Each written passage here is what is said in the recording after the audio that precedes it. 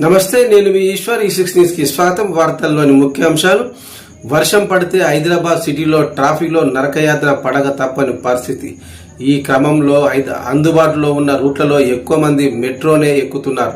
ఉదయం సాయంత్రం వేళల్లో ట్రైన్ వచ్చిన వెంటనే తోసుకుంటూ ఎక్కేస్తున్నారు. త్వరగా ఇంటికి చేరుకోవాలనే ఆలోచనతో కొంచెం ప్లేస్ ఉన్నా ఇరికి మరీ ప్రయాణిస్తున్నారు. దీంతో మెట్రో స్టేషన్స్ కిటకిటలాడుతున్నాయి. ఆఫీస్కి వచ్చే సమయాల్లో మెట్రో సర్వీసులు పెంచాలని ఐటీ ఉద్యోగులు, ఇతర ప్రయాణికులు కోరుతున్నారు.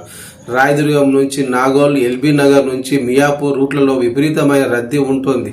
ఆఫీసులు అయిపోయాక మెట్రోలో వెళ్లాలంటే విపరీతమైన పబ్లిక్ ఉంటుంది.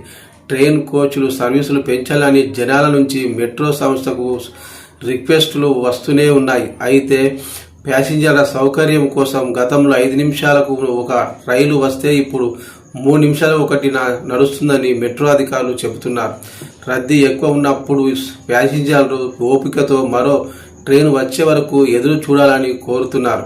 హైదరాబాద్ మెట్రో ప్రస్తుతం 57 రైళ్లను నడుపుతోందని, మొత్తం 171 కోచ్లు ఉన్నాయని అయినా సరే రద్దీ పెరిగిపోవడంతో మెట్రో రైళ్లలో రద్దీ పెరిగిపోతుందని అన్న అధికారులు.